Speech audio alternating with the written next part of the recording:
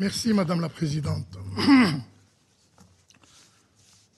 Vous l'avez sans doute noté, l'Algérie a décidé, en toute conscience, en toute responsabilité, de ne pas participer au vote de cette résolution.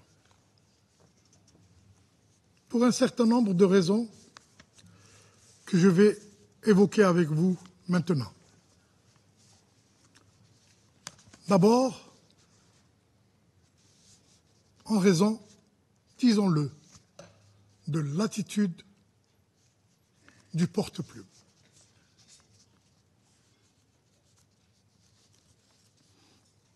Durant cette dernière semaine,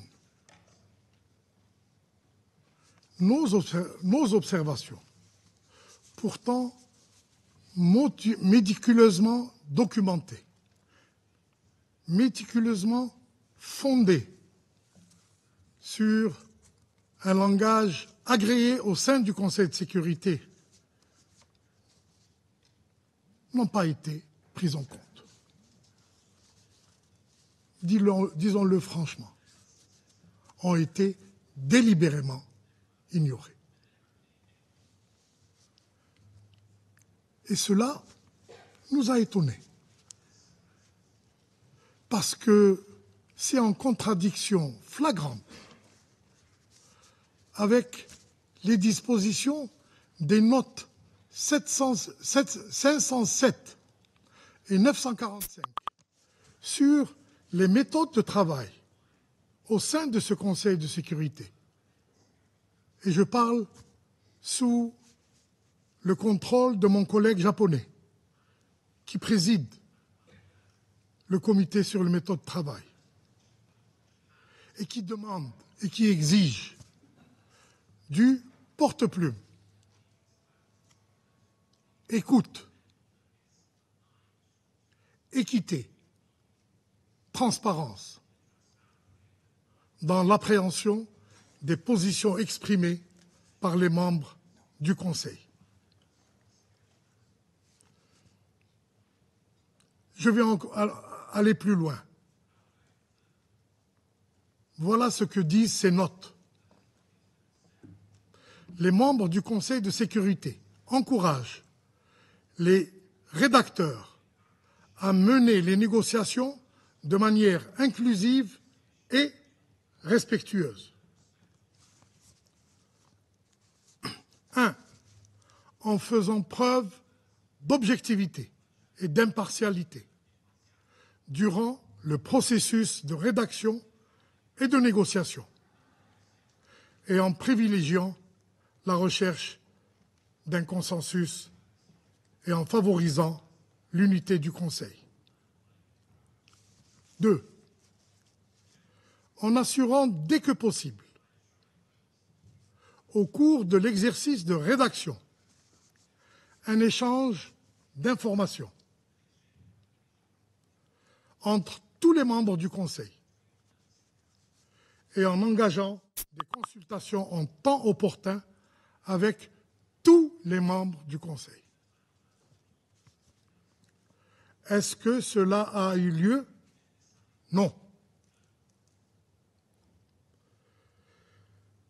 Ça n'a pas été du tout le cas en ce qui concerne le processus de rédaction de cette résolution. Au contraire, nous avons assisté à des promesses non tenues. Nous avons assisté à des tergiversations. Et vous en avez été tous témoins de ces promesses non tenues et de ces tergiversations, y compris avec la proposition à 2 reprises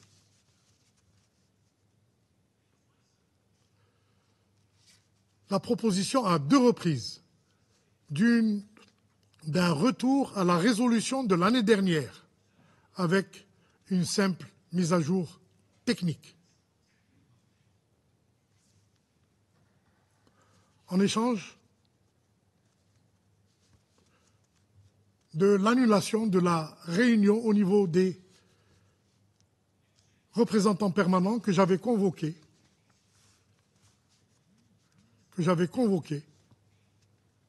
pour discuter de la question du Sahara occidental à un niveau approprié. Hier, et je pèse mes mots, avec le représentant du penholder, nous nous sommes mis d'accord sur un texte qui devait nous être remis 2 heures plus tard.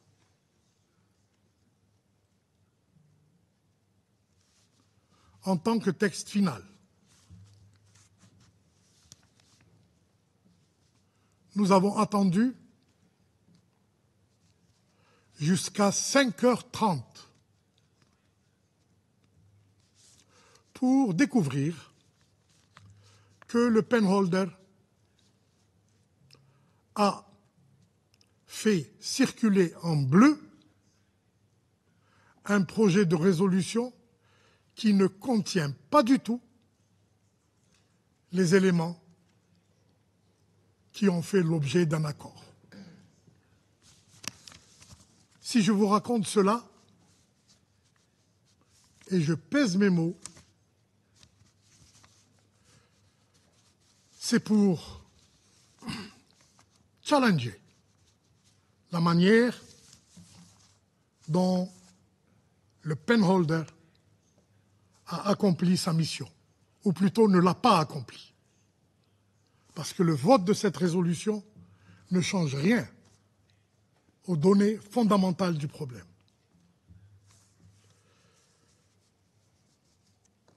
Et cela pose de manière tout à fait légitime, en tout cas pour l'Algérie, et de manière évidente, la question de confiance sur le caractère impartial de celui qui doit être le porte-plume sur les résolutions du Sahara occidental. Je vais passer à autre chose.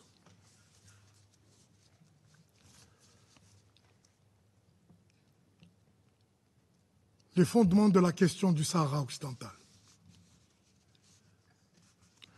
qui est une des plus vieilles questions inscrites à l'ordre du jour du Conseil de sécurité et qui a connu, reconnaissons-le, une dérive dans son appréhension par le Conseil de sécurité.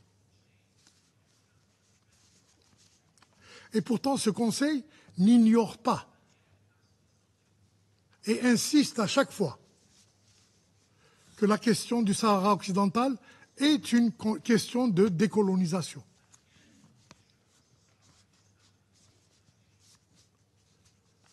Mais la question est en train de se perdre dans le désert avec un peuple sahraoui qui souffre dans une situation de réfugiés à long terme.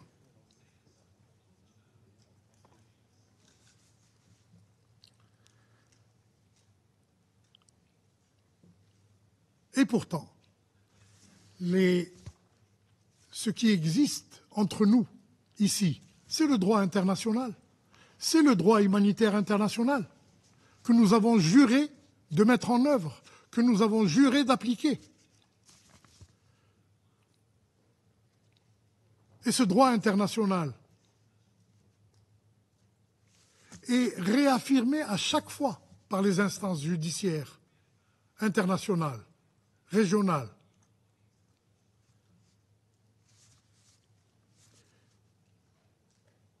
Il y a moins d'un an, il y a quelques mois, la Cour de justice de l'Union européenne a établi de manière irréfragable le caractère illégal, je souligne, illégal, des accords conclus entre le Maroc et l'Union européenne, en violation du consentement du peuple du Sahara occidental et de sa souveraineté permanente sur ses richesses naturelles. Tout cela est ignoré par la résolution. La semaine dernière, ici à New York, le président de la Cour internationale de justice a déclaré, et je cite, « L'avis consultatif sur le Sahara occidental de 1975 a élevé l'autodétermination au-delà d'un simple principe directeur pour le consacrer comme un droit fondamental et inaliénable des peuples, tel qu'établi par la résolution 1514 de l'Assemblée générale des Nations unies. » End quote. Et notre Conseil, pour conserver sa crédibilité, ne doit pas détourner son attention, son regard de ces normes fondamentales du droit international.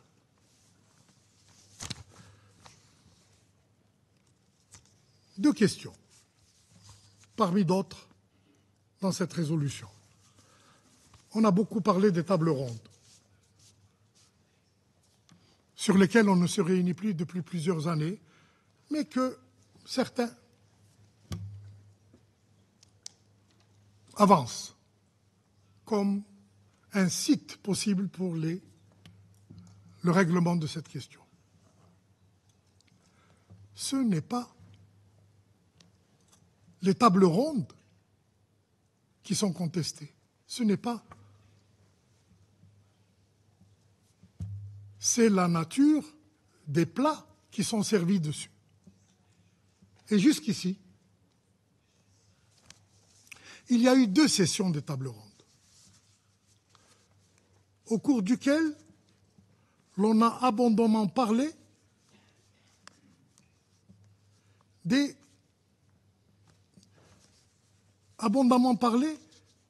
l'autonomie. Quand est venue la convocation de la 3e session, les Sahraouis ont demandé à pouvoir parler également des autres options, telles que décrites dans la résolution 690 du Conseil de sécurité. Non.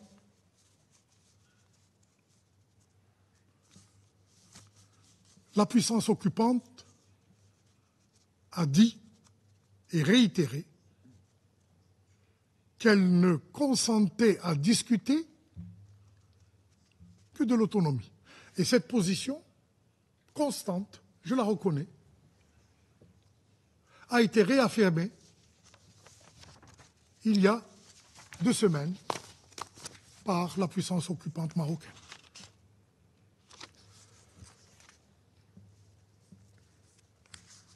Table ronde, ou ovale, ou carré, c'est pas ça le problème.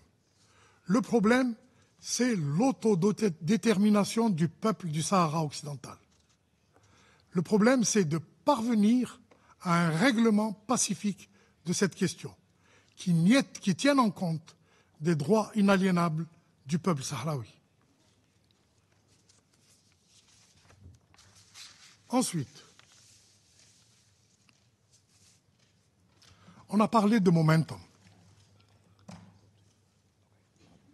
Et je voudrais clarifier la position algérienne,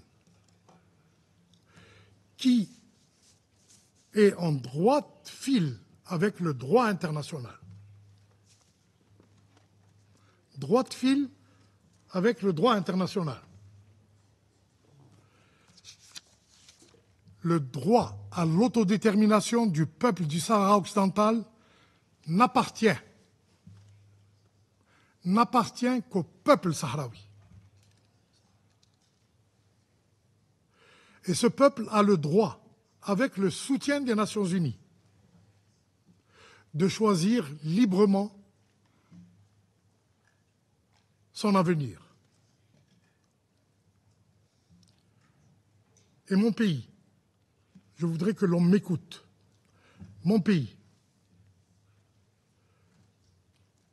s'appliquera à dénoncer, je dis bien dénoncer, toutes les transactions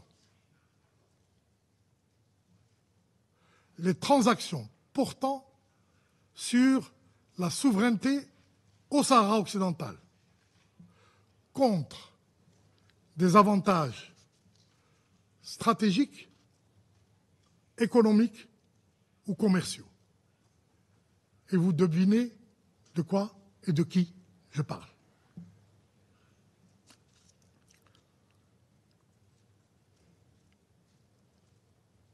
Pour finir, madame, je voudrais souligner que l'Algérie continue à faire confiance à l'envoyé personnel du secrétaire général, M. Staffan de Mistura, et